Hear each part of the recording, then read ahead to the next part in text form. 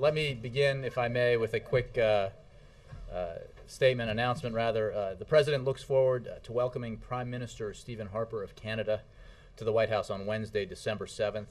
Canada, as you know, is a close ally and partner of the United States, and the President looks forward to discussing our important bilateral relationship, including economic competitiveness and security, and key global issues. Did you say Keystone? I said key global issues. Julie, I want to it's Friday. It's a glorious day. I promise to be brief in my answers, and let's get on with the questions. Yes. President Obama was pretty measured in his response today to the jobs report, and I know that the White House doesn't like to make too much out of any one report, but is part of his measured response part of trying to lower expectations or not raise expectations for the public in case this trend doesn't hold? That's an excellent question. Let's look at the numbers. The key number here is another month, 21st month in a row of private sector job growth, 140,000 I think this month. That is significant because it demonstrates now nearly 3 million jobs have been created in the private sector since we began to turn this economy around. But you're right in that we don't make much out of 1 month's numbers. We look for trends, and we know we have an enormous amount of work to do.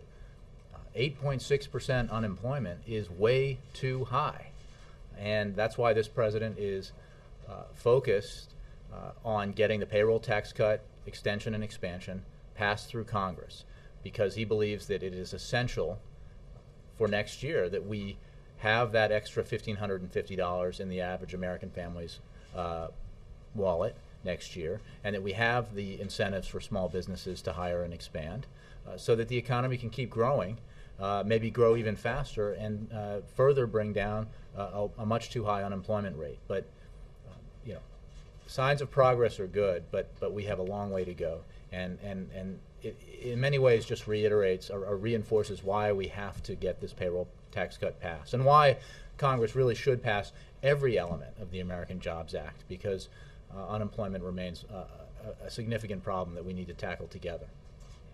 You said yesterday that the president quite possibly could take a more personal role in the negotiations over the payroll tax cut.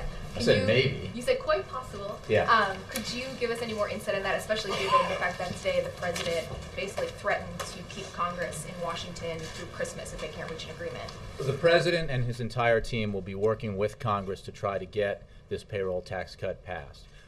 It is shocking, I think, to many Americans who are paying attention that not only did Republicans vote against a payroll tax cut extension and expansion that was paid for in a way that is entirely reasonable, but an overwhelming majority of Republicans voted against their own bill, which means clearly that the issue here isn't pay for. The pay for is, for those of you not in Washington, the issue isn't here how you pay for this. It's whether or not Republicans even want to extend a tax cut to 160 million Americans, to working middle-class Americans. You tend to think that you know what's going to happen in Washington. I thought that vote last night was very surprising, given the unbelievable lack of support in one party for giving tax cuts to middle-class Americans. And what's shocking about it even more so is the fact that so many Republicans have in the past said they supported payroll tax cuts.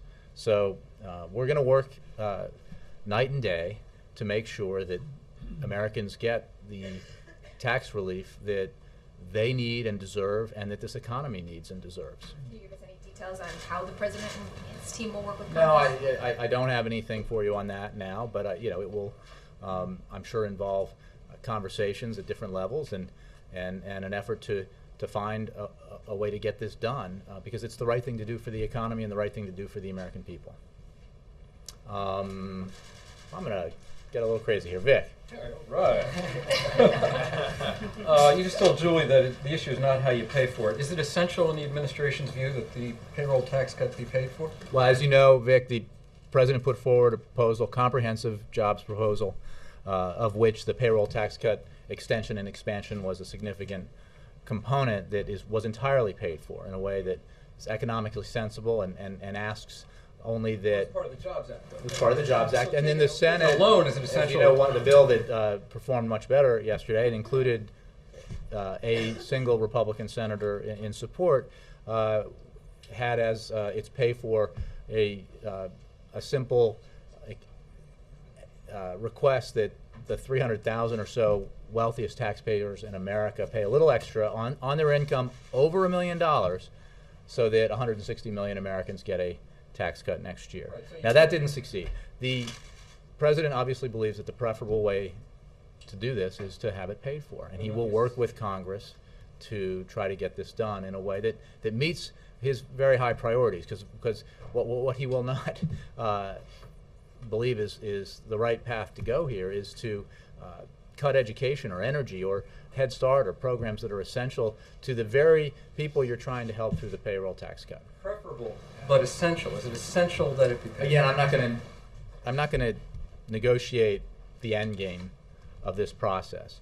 What I will say is that it will stun me if members of Congress of the Republican Party truly want to head into next year having voted to raise taxes on middle-class Americans. Many of those Republicans are concerned that you're weakening Social Security by diminishing contributions through the payroll tax, by extending this tax. Well, the President put forward a plan to pay for this payroll tax cut extension and expansion. Senate Democrats put forward a way to pay for this payroll tax cut extension and expansion. The Social Security actuary has said has said this to reassure those senators who might be concerned about the trust fund, that it has no impact on the trust fund. The trust fund is made whole through U.S. Treasuries, which are the safest investment in the world, as you know. So the issue here is, as I said, it's not even anymore about how you pay for it, as we saw last night in these votes. It's whether or not one party actually supports giving tax cuts to middle-class Americans. Paula. On December 16, Congress passed you Act on Appropriations Again Extended, and there is some talk of possibly rolling into one little holiday package. The extenders, UI, benefits extension, as well as payroll tax cuts.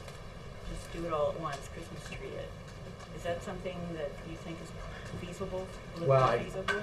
Again, I think that's getting ahead of the process in terms of what the sausage making might look like in these next several weeks. I think we're focused on a number of things, principally the payroll tax cut extension and expansion, but also these appropriations bills and getting all of the work that needs to be done by the end of the year done in a way that ensures that we're doing right by the American economy. And the President hasn't had a bipartisan congressional group come down here for quite some time. Is that possibly one thing that you might do? I would not dare to predict the future from here today. Yes? Jay, the House Republicans said today that they'll attach a bill designed to speed approval of the Keystone Pipeline to Boehner's bill about the tax cut extension. What's your reaction to that bill, and how would the President react to it if they were connected? Jeff, as you know, that this is a process that is being run out of the State Department. The President has made clear what the criteria need to be in considering this project, but it is a process being run out of state, and the timeline is being decided on the merits and on the issues by those who are reviewing it at the State Department. So I'll refer you to them. The House bill would try to go around that entire process. Well, we think that the establishment of the State Department as the place where this review is housed it has existed for years. It exists in a national security directive, and it even predates that by many decades. So I think the precedent here is proper, and that's why it's being reviewed at the State Department. So if that were connected to a bill to extend the payroll tax cut, would the President reject it? That was an if that I'm not going to get into, but I think the proper place for this to be done is where it's been done in the past, so that it's done well and reviewed responsibly, and that the necessary criteria that need to go into a decision like this are all considered. April. Jay, for back to Julie's question about jobs. Mhm. You said, let's look at the numbers, and you said the 8.6% unemployment rate is way too high. Mhm. And an understanding that the black unemployment numbers have gone up again from 15.1 to 15.5. Way too high. Way too high. We have to do everything we can, including extending unemployment insurance, including making sure that this tax cut for 160 million working Americans gets into place. And if we were being truly sensible, I say generously, if Congress were being truly sensible, they would pass all the elements of the American Jobs Act, which, as you know, is paid for entirely, so it doesn't add a dime to our deficit. But if you did it all, it would have the kind of impact that outside economists said it would have, which is adding up to 2% growth to our GDP, adding many hundreds of thousands of jobs. I mean, this is what our economy needs. This is the medicine that our economy needs. And apparently only in one section of Capitol Hill is there disagreement about this, because the support for this kind of approach is widespread in communities across America, in every region of the country, and from people who call themselves Democrats, Independents, and Republicans. That's why the President designed the American Jobs Act in a way that it was filled with the kinds of provisions that both parties have supported in the past, because he thought it was important to do that so that it had a real chance of getting the kind of support necessary to pass out of Congress and be signed into law by him. You keep saying on these numbers they're way too high. What is the comfortable number that this administration has set for a normal, healthy unemployment rate in this country? Well, I would let economists evaluate that and give you a number. I know that this president has said and is committed to not resting until he knows that every American who's looking for a job can get a job. But the reason why I said it, because you said way too high, so that's why I'm trying to quantify what would Again, be. I don't have a number. I think that we're not in any danger of reaching a point where the unemployment rate is satisfactorily low, which is why we need to do everything we can through Congress, through the use of the President's executive authority, and working with our partners in the private sector, as the President highlighted today with former President Clinton, to put people back to work and to build the foundation of an economy that can grow into the future, which is what the Better Buildings Initiative does. So this is a multifaceted attack on the number one problem facing this country, which is the need to grow the economy and create jobs. Juliana, and then Bill. There are some reports out of the Canadian press that next week, when Prime Minister Harper is here, he and the President will announce a new cross-border security agreement. Is that anything that you can confirm? I don't have anything beyond what I mentioned, that they will discuss security issues. I haven't read the Canadian press yet today, so I wasn't aware of those reports. Also, the Treasury Secretary is going to Europe next week to meet with European finance officials. Can you talk about what he hopes to get out of that trip and what influence he'll have there? Well, this is part of an ongoing engagement that Secretary Geithner has had, well, really since he took office, but this year, as we have offered our advice and counsel to the Europeans as they deal with their debt crisis. Secretary Geithner, as you know, as Treasury Secretary and in his previous life has a great deal of experience dealing with this kind of situation. And so I'm sure he will consult with his counterparts and as they try to grapple with this very serious matter and take continued steps, as they've taken some already, to try to get it under control in a conclusive and decisive way. So that's what the trip will be about, and it's part of an ongoing effort that he's made. Is he going over there with any additional technical advice? None that I'm aware of, but I mean, our position on what we think Europe needs to do is very clear, and it's not it's shared by, I think, a lot of our European counterparts, which is that they need to establish a firewall that is sufficient to the task at hand. And there are a variety of ways you can do that. And we encourage the Europeans to work towards getting that done in a conclusive and decisive way. Bill. Going back to what the President said earlier today, Sorry, there are two bills, this one. Yeah. He's the There might be a CEO. third out there, but we'll see. That he expects Congress will get the payroll tax done, otherwise we'll all be here at Christmas. Was that an offhand remark, or was that the first mention of a hammer, if you will, something that he would do? It's a measure of the seriousness of the issue at hand, the impact that raising the average American family's taxes by $1,000 next year would have, the negative impact, and the president's commitment to ensuring that the payroll tax cut is passed and that it's handled in a responsible and reasonable way. He suggested to the leadership that he would do that? Well, I suppose they've heard about what he said today. I don't know So that that I don't know was that it's as a been. warning. Well, I just leave. I won't add any more context to what the president said. You heard what he said, and I think that what it represents is his determination to continue to put pressure on Congress to do the right thing here, which is to support the kind of tax cuts that Republicans used to support and Democrats support. So we hope that they will hear the call, if not from him, then from their constituents, because I can't imagine they want to go back home and explain why they voted to raise taxes on working Americans in order to protect the tax breaks of 300,000 of the wealthiest Americans in the country. I mean, I'm trying to see how that might break down per district, but it can't be favorable, right? Unless you maybe represent Beverly Hills or something. The vast majority of the constituents and every member of the Houses and the Senate's either constituency or state are going to be represented by the 160 million people who would get a tax cut if they passed this bill. Yeah. When you highlight 21 months of private sector job growth and adding 120,000 jobs in the last month, the unemployment rate actually went down largely because over 300,000 people just left the workforce. So doesn't that suggest maybe the president's policies have not worked for 3 years, so why would Congress pass more of his policies?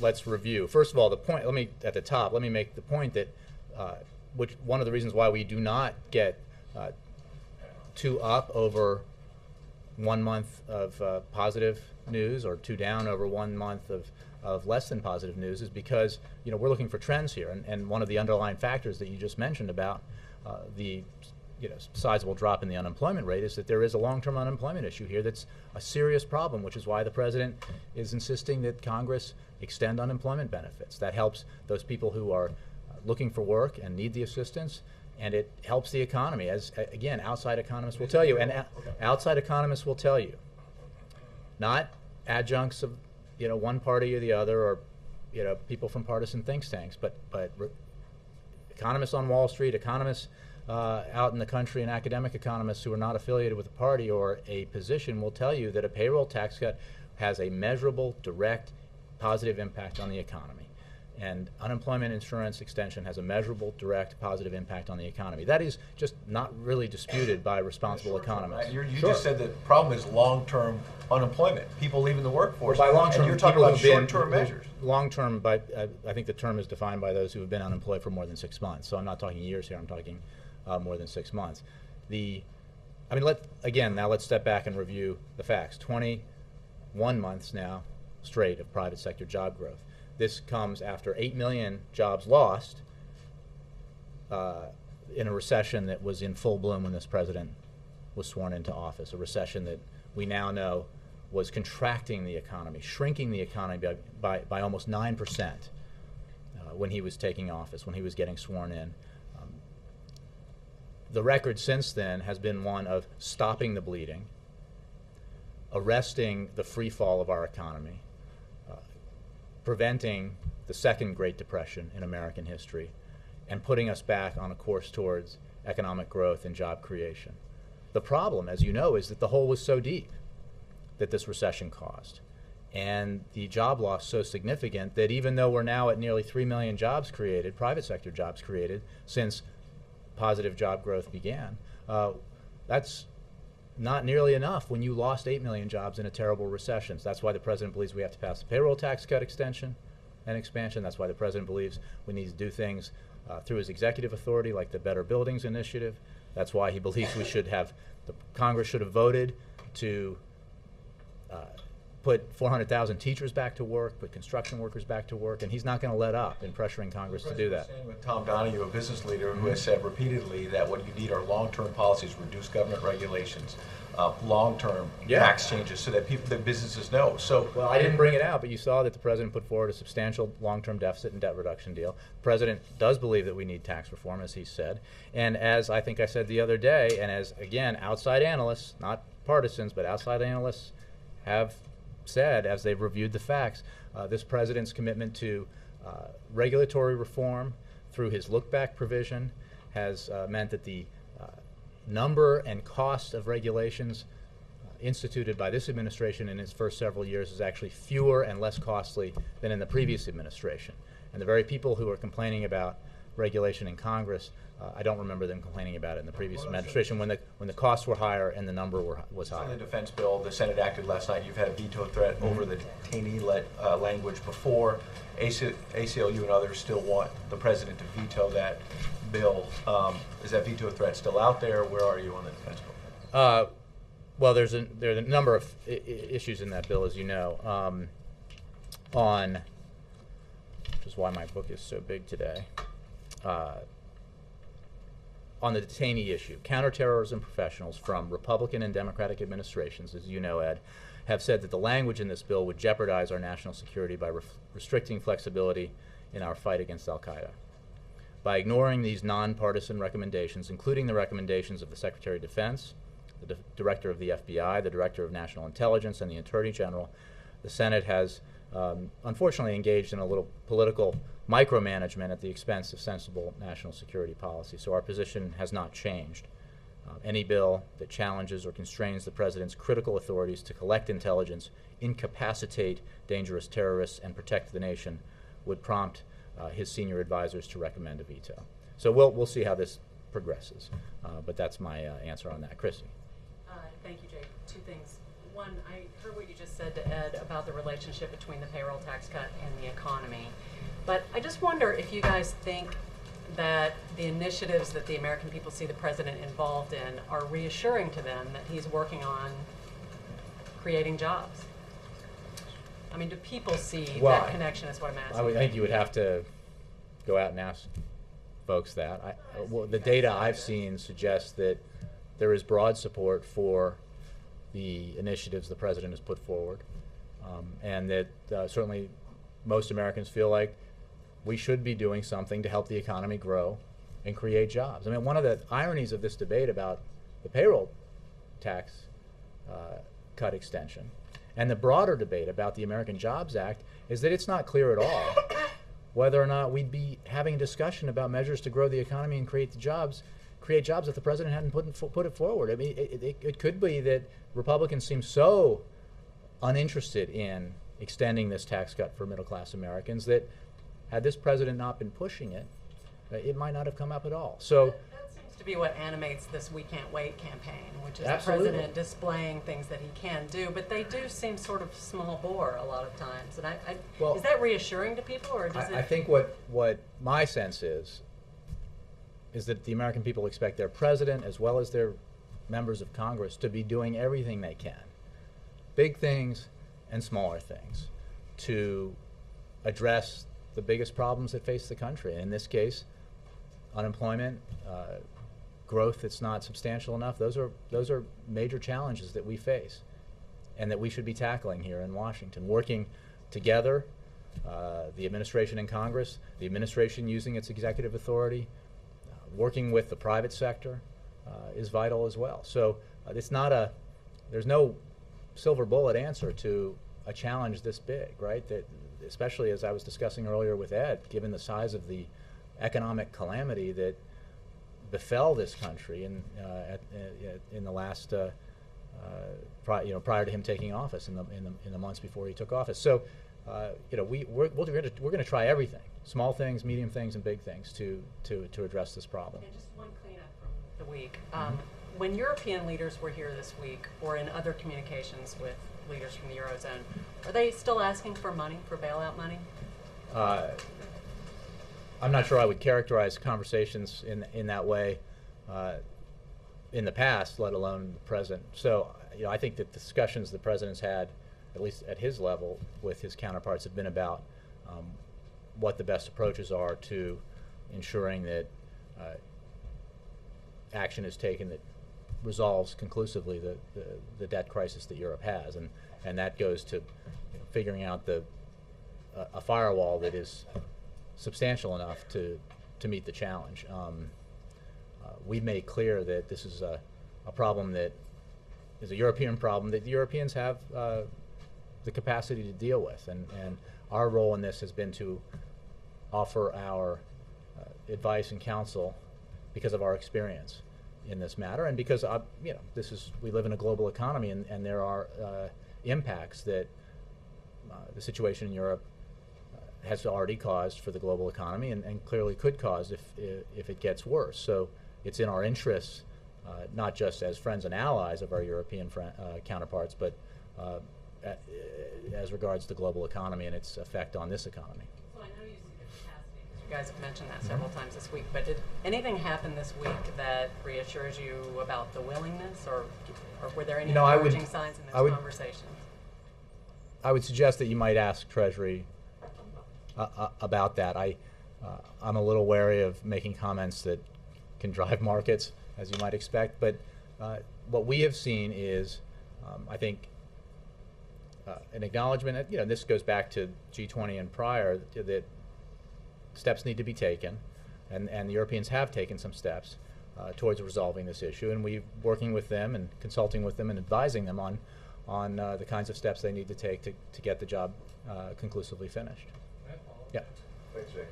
Beyond the fact that the economic hole was much deeper, as you described it, once the president took office than he initially expected, who else or what else does the president blame for this continued high unemployment rate? He's not really into blaming. I mean, the statement that the hole was deep is a fact, right? 8 million jobs lost is a serious situation, kind of job loss we haven't seen since the Great Depression. It's just a fact. The kind of economic contraction that we haven't seen since the Great Depression. Those are the facts that we as a country have been dealing with as we've emerged out of the recession. And he's not really interested in blaming people for why we got into it, the problems that we got into.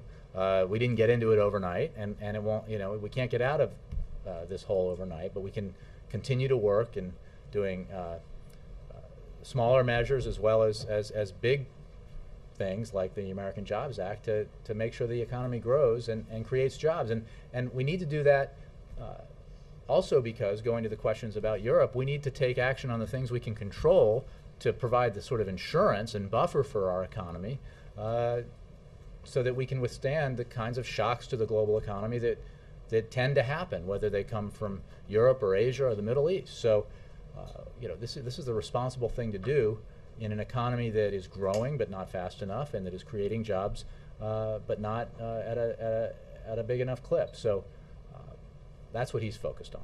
And a question on Syria. How does the administration view the situation on the ground there? Is it a civil war? I think what we have seen is the level of violence increase. But change there does not mean necessarily civil war.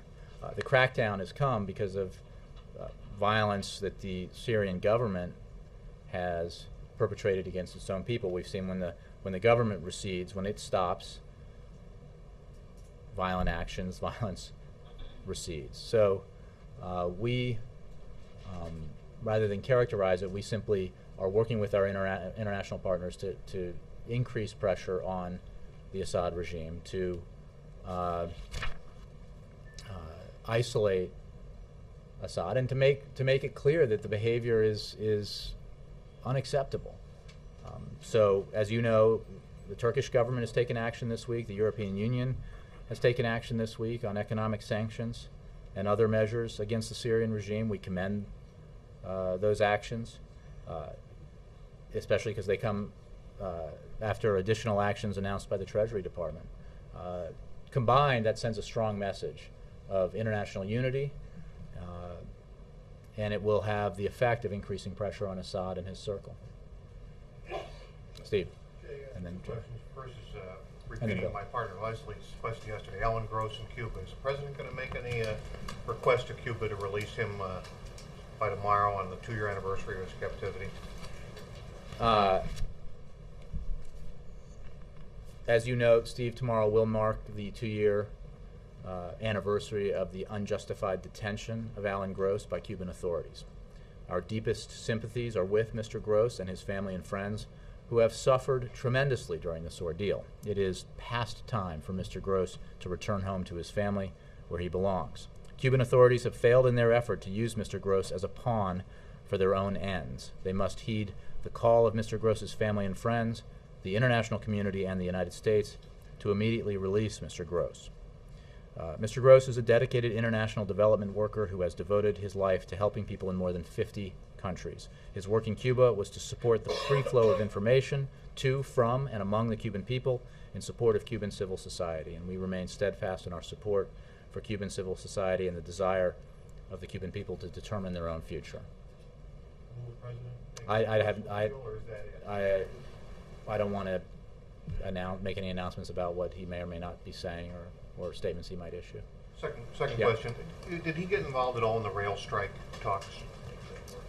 I think the administration was engaged, obviously because of the potential impact of that strike had it happened on the economy. The president's responsible for everything that happens in his administration, so I think he was certainly kept apprised of developments. Yes, and then Bill. The president said Wednesday night, following up on Christie's question at a fundraiser, that he was cautiously hopeful that the Eurozone or Europeans would do what was necessary. Is that a change at all from the outlook for the confidence you all have in Europe's, I guess, political? I don't know that I would characterize it as a change. I would simply say that what he said, that we're cautiously hopeful. For all the reasons that I've been saying for a long time. They have the resources, they know what needs to be done. It's obviously a difficult challenge, which we understand, having been through something similar, and that's why we're working so closely with them and providing the kind of counsel and advice that might be helpful and useful in this situation. But I wouldn't note that as necessarily as a change. Yes, Bill. Jay, John, back to the payroll tax. Mhm. Boehner said yesterday, the speaker, I don't think there's any question that the payroll tax relief in fact helps the economy. So you've got a meeting of minds on the fact that the payroll tax should be increased, the difference is on the pay for. Is going forward with no pay for an option you would consider? Well, I got that question earlier, and what we learned last night, at least with regards to the Senate, is that the debate really isn't about the pay for. Because even with their pay fors, which were unbalanced and filled with window dressing and gorilla dust, Republicans voted overwhelmingly against their own bill, the bill that Senator McConnell had put forward, suggesting that there was majority support from Republicans for it. So the question isn't, maybe some think that and they're right, that a payroll tax cut helps the economy. It certainly does. Economists believe that. But what we haven't seen is that result in support in votes for absolutely necessary measures to extend and expand the payroll tax cut. If you look at the numbers, you probably could have gotten to 60 for an extension of the payroll tax cut without a pay for. What I'm asking is... Right, I'm not going to... What the president has put forward is, through the American Jobs Act, is a very responsible and economically sensible way to pay for it, one that is supported by a vast majority of the American people. What Senate Democrats put forward in the specific case of legislation just on the payroll tax cut extension and expansion is another way that is responsible and supported by a majority of the American people to pay for it. So we obviously think that's the preferable way to go. That's the president's position. What I won't do is say I'm not going to rule in or out from here what he may or may not support when this thing gets to the finish line, as we hope it does. What I have said in terms of pay-fors is that there are pay-fors that he would support, and there are clearly pay-fors that he would not, because he wants to make sure that however we proceed here, we do it in a way that is responsible, that keeps our commitments, including the commitments we made in August through the Budget Control Act, and it doesn't do any harm to the economy or harm to sectors of the American public who need our help. Thanks, Jay. I guess in Washington, we often get to the lesser of two evils. The lesser of two evils may be a payroll extension without a pay for. Well, But then a tax two on more the- things on that. First of all, the president obviously prefers to pay for it in the manner that he put forward in the American Jobs Act and in the manner that the Senate Democrats put forward. And we'll see how this proceeds from here. The second part on just the general principle of paying for tax cuts is while it is interesting to behold the sudden focus on this among Republicans, I think there is a long multi-decade history of Republicans not believing and actually aggressively stating that tax cuts do not need to be paid for. So, but that's their position. Mike, last question. Yeah, actually, two quick ones if I can. The joint appearance today of the 42nd and 44th presidents has reawakened the speculation of a possible Obama-Clinton ticket. I was wondering if there's Only anything among people who know absolutely nothing about which they speak, but not you, but no. And I mean, we've been very clear about this for so long. So, do you mean Bill Clinton or Secretary Clinton? That would be Secretary Clinton. Yes, that would be Secretary Clinton. I think So just wild speculation? Secretary Clinton has spoken to this. I think the president's spoken to it. I think the vice president has. That Barack Obama and Joe Biden will be on the ticket next year, and will be taking the oath of office in January of 2013. And the second one, in her news conference that just ended, Representative Pelosi apparently had suggested a possible pay for for the payroll tax holiday of coming out of the Overseas Contingency Operation Fund. Is that something that's been discussed with the White House? Is that something that the White House would possibly support? I going back to some of my other answers, I don't want to speculate about what a package might look like, especially if it's hasn't even been put in legislative form yet. And I was here probably when this Democratic leader gave this press conference, so I'm not even aware of that yet. So thanks very much. Week ahead. We will be providing a week ahead a little later today. We haven't got it ready for it yet. Hey, Jay, what kind of dust did you say it was covered with? You said Gorilla dust. Gorilla dust. Hey, Nakamura, first of all, you've insulted your friend and colleague from the Washington Post who wrote at length in quality prose about gorilla dust. Yeah, well. What is gorilla dust? Gorilla dust is, as I understand it, a diversionary tactic that guerrillas use when they're doing combat, and they throw up dust to. It's a defensive measure to get people to be distracted, or to get their potential opponent to be distracted. And You feel this is better than saying blowing smoke, for example? I just like gorilla dust. It rolls off the tongue. Thanks a lot, everybody.